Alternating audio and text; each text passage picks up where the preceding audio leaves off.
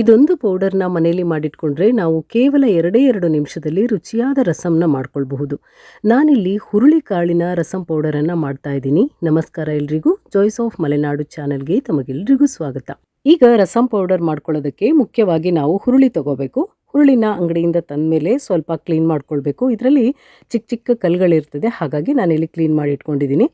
ಇನ್ನು ಇದಕ್ಕೆ ಕಾಳುಮೆಣಸು, ಜೀರಿಗೆ, ಕಡಲೆಬೇಳೆ, ಉದ್ದಿನಬೇಳೆ, ಧನಿಯಾ, ಹಾಗೆ ಖಾರಕ್ಕೆ ಒಣಮೆಣಸು, ಸ್ವಲ್ಪ ಬೆಲ್ಲ, ಅರಿಶಿನ ಪುಡಿ, ಉಪ್ಪು, ಹಾಗೆ ಸ್ವಲ್ಪ ಹುಣಸೆ ಹಣ್ಣನ್ನು ತೊಗೊಂಡಿದ್ದೀನಿ. ಈಗ ಇದನ್ನೆಲ್ಲ ಫ್ರೈ ಮಾಡ್ಕೊಳ್ಬೇಕು. ಫ್ರೈ ಮಾಡುವಾಗ ನಾನು ಯಾವುದನ್ನು ಎಷ್ಟೆಷ್ಟು ಕ್ವಾಂಟಿಟಿಲಿ ತೊಗೊಂಡಿದ್ದೀನಿ ಅಂತ ಹೇಳ್ತಾ ಹೋಗ್ತೀನಿ. ಹಾಗೆಯೇ ಸ್ವಲ್ಪ ತೊಗರಿಬೇಳೆನ ಕೂಡ ತೊಗೊಂಡಿದ್ದೀನಿ. ಈಗ ಸ್ಟವ್ ಮೇಲೆ ಒಂದು ಫ್ರೈಯಿಂಗ್ ಪ್ಯಾನ್ ಇಟ್ಟು ಮೊದಲು ನಾವು ಹುರುಳಿನ ಫ್ರೈ ಮಾಡ್ಕೊಳ್ಳೋಣ. ಇಲ್ಲಿ ಎಣ್ಣೆ ಬೆಣ್ಣೆ ಏನು ಯೂಸ್ ಮಾಡೋದು ಬೇಡ, ಹಾಗೆಯೇ ಡ್ರೈ ರೋಸ್ಟ್ ಮಾಡ್ಕೋಬೇಕು. ಹುರುಳಿ ಕಾಳನ್ನು ಡ್ರೈ ರೋಸ್ಟ್ ಮಾಡ್ಕೊಳ್ಳೋದಕ್ಕೆ ಸ್ವಲ್ಪ ಟೈಮ್ ತೊಗೊಳ್ತದೆ. ಅದು ಬಿಟ್ಟರೆ ಇದಕ್ಕೆ ಹೆಚ್ಚಿಗೆ ಟೈಮ್ ಏನು ಬೇಡ.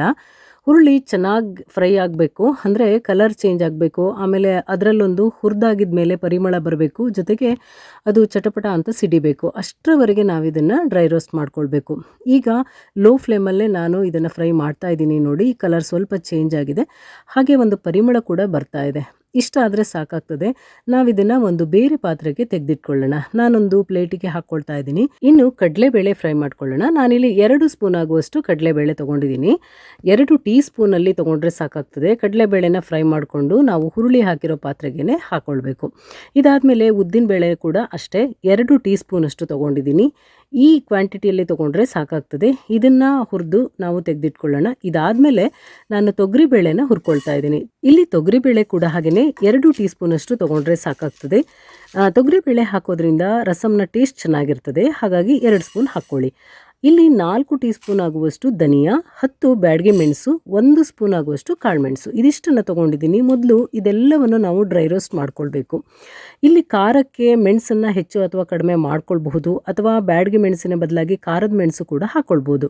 ಇಲ್ಲಿ 10 ಬ್ಯಾಡಗಿ ಮೆಣಸು ಹಾಕಿದ್ದೀನಿ. ಖಾರ ತುಂಬ ಆಗೋದಿಲ್ಲ ಅಥವಾ ಕಡಿಮೆನೂ ಆಗೋದಿಲ್ಲ, ಹಾಗಾಗಿ ಇಷ್ಟು ಸಾಕು.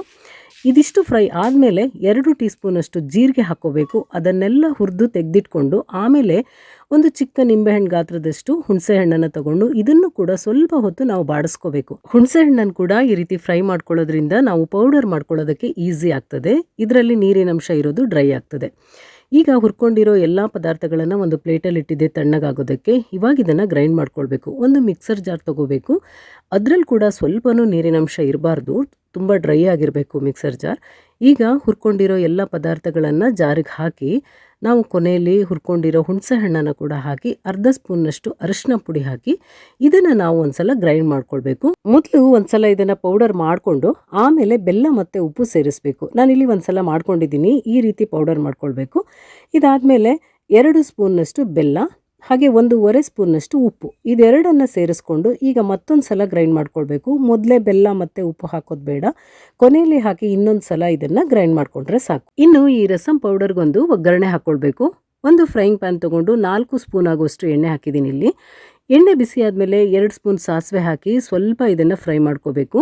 ಇದಾದಮೇಲೆ 8 ರಿಂದ 10 ಎಸಳು ಬೆಳ್ಳುಳ್ಳಿನ ಜಜ್ಜಿ ಇದಕ್ಕೆ ಹಾಕಿದ್ದೀನಿ. ಬೆಳ್ಳುಳ್ಳಿ ಬೇಡ ಅಂದರೆ ಸ್ಕಿಪ್ ಮಾಡ್ಬೋದು. 3 ಒಣಮೆಣಸನ್ನು ಕಟ್ ಮಾಡಿ ಹಾಕಿದ್ದೀನಿ. ಹಾಗೆ 2 ಕಡ್ಡಿ ಆಗುವಷ್ಟು ಕರಿಬೇವನ್ನು ಕೂಡ ಇಲ್ಲಿ ಹಾಕ್ಕೊಳ್ಬೇಕು. ಇದೆಲ್ಲವನ್ನು ನಾವು ಲೋ ಫ್ಲೇಮಲ್ಲಿ ಸ್ವಲ್ಪ ಹೊತ್ತು ಹುರ್ಕೊಂಡು ಇದಕ್ಕೆ ಅರ್ಧ ಸ್ಪೂನ್ ಆಗುವಷ್ಟು ಇಂಗನ್ನು ಸೇರಿಸ್ಕೊಳ್ಬೇಕು. ಇಂಗು ಮತ್ತು ಬೆಳ್ಳುಳ್ಳಿ ಇದೆರಡರಲ್ಲಿ ಯಾವುದನ್ನು ಒಂದು ಬೇಕಾದರೂ ಹಾಕ್ಕೊಳ್ಳಿ, ಒಂದನ್ನು ಸ್ಕಿಪ್ ಮಾಡ್ಕೋಬಹುದು. ಸ್ವಲ್ಪ ಫ್ರೈ ಆದರೆ ಸಾಕು. ನಾವು ಫ್ಲೇಮನ್ನು ತುಂಬ ಕಡಿಮೆ ಇಟ್ಕೊಳ್ಬೇಕು. ಈಗ ನಾವು ರೆಡಿ ಮಾಡ್ಕೊಂಡಿರೋ ರಸಂ ಪೌಡ್ರನ್ನು ಇದಕ್ಕೆ ಸೇರಿಸ್ಕೋಬೇಕು. ನಿಧಾನವಾಗಿ ಮಿಕ್ಸ್ ಮಾಡಬೇಕು. ಒಗ್ಗರಣೆಯಲ್ಲಿ ಕಂಪ್ಲೀಟಾಗಿ ಈ ಪೌಡರ್ ಮಿಕ್ಸ್ ಆಗಬೇಕು. ಆ ರೀತಿ ನಾವು ಇದನ್ನು ಮಿಕ್ಸ್ ಮಾಡ್ಕೋಬೇಕು. ಯಾವುದೇ ಕಾರಣಕ್ಕೂ ಫ್ಲೇಮನ್ನು ದೊಡ್ಡ ಇಟ್ಕೊಳ್ಬಾರ್ದು, ಪೌಡರ್ ಸೀದು ಹೋಗ್ತದೆ. ಹಾಗಾಗಿ ಸಣ್ಣ ಉರಿಲಿ ಇದೇ ರೀತಿ ಮಿಕ್ಸ್ ಮಾಡ್ಕೊಳ್ತಾ ಇರಬೇಕು. 1-2 ನಿಮಿಷ ಮಿಕ್ಸ್ ಮಾಡ್ತಾ ಫ್ರೈ ಮಾಡಿಕೊಂಡ್ರೆ ಸಾಕು. ಫ್ಲೇಮ್ ಆಫ್ ಮಾಡಬೇಕು. ನೋಡಿ, ಎಷ್ಟು ಘಮ ಘಮ ಅನ್ನೋ ರಸಂ ಪೌಡರ್ ರೆಡಿಯಾಗಿದೆ. ಈ ರೀತಿ ಒಂದು ರಸಂ ಪೌಡರ್ ಮಾಡಿಟ್ಕೊಂಡ್ರೆ ಬ್ಯಾಚುಲರ್ ಆಗಿರ್ಬೋದು, ನೀವು ಕೆಲಸಕ್ಕೆ ಹೋಗೋರಾಗಿರ್ಬೋದು, ಆರಾಮಾಗಿ ಇನ್ಸ್ಟೆಂಟಾಗಿ ನಾವು ರಸಂನ ಮಾಡ್ಕೊಳ್ಬೋದು. ಈಗ ರಸಂ ಹೇಗೆ ಮಾಡೋದು ನೋಡೋಣ. ನಾನಿಲ್ಲಿ ಇಬ್ಬರಿಗಾಗುವಷ್ಟು ರಸಂ ಮಾಡ್ತಾಯಿದ್ದೀನಿ. ಸ್ಟವ್ ಮೇಲೊಂದು ಪಾತ್ರೆ ಇಟ್ಟಿದ್ದೀನಿ. ನಾನು ಸ್ಟವ್ ಆಫ್ ಮಾಡಿದ್ದೀನಿ. ಈಗ 2 ಸ್ಪೂನ್ ನಾನು ರಸಂ ಪೌಡರನ್ನು ಹಾಕ್ತಾಯಿದ್ದೀನಿ. ಹಾಗೆ 1 ಕಪ್ ನೀರನ್ನು ಇಲ್ಲಿ ಹಾಕ್ತಾಯಿದ್ದೀನಿ.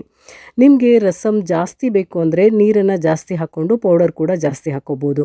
ಸ್ವಲ್ಪ ತಿಕ್ಕಾಗಿರಬೇಕು ಅಂತ ಹೇಳಿದರೆ ಪೌಡರನ್ನು ಇನ್ನೊಂದು ಸ್ಪೂನ್ ಹಾಕ್ಕೋಬೋದು. ತೆಳ್ಳಗೆ ಬೇಕು ಅಂತ ಹೇಳಿದರೆ ನೀರು ಜಾಸ್ತಿ ಹಾಕ್ಕೋಬೋದು. ಇದನ್ನು ಕುದಿಸೋದಷ್ಟೇ.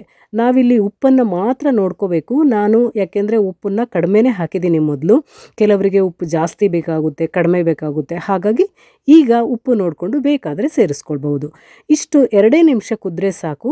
ಫ್ಲೇಮ್ ಆಫ್ ಮಾಡಿ ಕೊನೆಯಲ್ಲಿ ಸ್ವಲ್ಪ ಕೊತ್ತಂಬರಿ ಸೊಪ್ಪು ಹಾಕಿದ್ದೀನಿ ನಾನು. ಬಿಸಿ ಬಿಸಿ ಅನ್ನದ ಜೊತೆ ಅಂತೂ ಈ ಹುರುಳಿಕಾಳಿನ ರಸಮ್ ತುಂಬಾನೇ ಚೆನ್ನಾಗಿರುತ್ತೆ. ಊಟಕ್ಕಲ್ಲದೆ ಇದನ್ನು ಹಾಗೇನೂ ಕುಡಿಬಹುದು. ಹುರುಳಿಕಾಳನ್ನು ಯೂಸ್ ಮಾಡಿಕೊಂಡು ಮಾಡಿರೋದ್ರಿಂದ ತುಂಬ ಹೆಲ್ದಿ ರಸಮ್ ಇದು. ಯಾವುದೇ ಪ್ರಿಸರ್ವೇಟಿವ್ ಇಲ್ಲ, ಕಲರ್ ಇಲ್ಲ. ನಾವು ಒಂದ್ಸಲ ಈ ಪೌಡರ್ ಮಾಡಿಕೊಂಡ್ರೆ ಸ್ಟೋರ್ ಮಾಡಿಕೊಂಡು 5-6 ತಿಂಗಳು ಇದನ್ನು ಯೂಸ್ ಮಾಡಬಹುದು. ಖಂಡಿತ ನೀವೊಂದ್ಸಲ ಈ ರಸಮ್ ಪೌಡರನ್ನು ಮಾಡಿಟ್ಕೊಂಡು ಇನ್ಸ್ಟೆಂಟ್ ರಸಮ್ನ ಟ್ರೈ ಮಾಡಿ. ಹೇಗಿತ್ತು ಅಂತ ನಿಮ್ಮ ಅಭಿಪ್ರಾಯ ತಿಳಿಸಿ. ಹಾಗೆಯೇ ನಮ್ಮ ಚಾನಲ್ನ ಸಬ್ಸ್ಕ್ರೈಬ್ ಮಾಡಿ, ಲೈಕ್ ಮಾಡಿ, ಶೇರ್ ಮಾಡಿ. ಇನ್ನೊಂದಷ್ಟು ಹೊಸ ವಿಷಯಗಳ ಜೊತೆ ಸಿಗೋಣ. ಶುಭವಾಗಲಿ. ನಮಸ್ಕಾರ.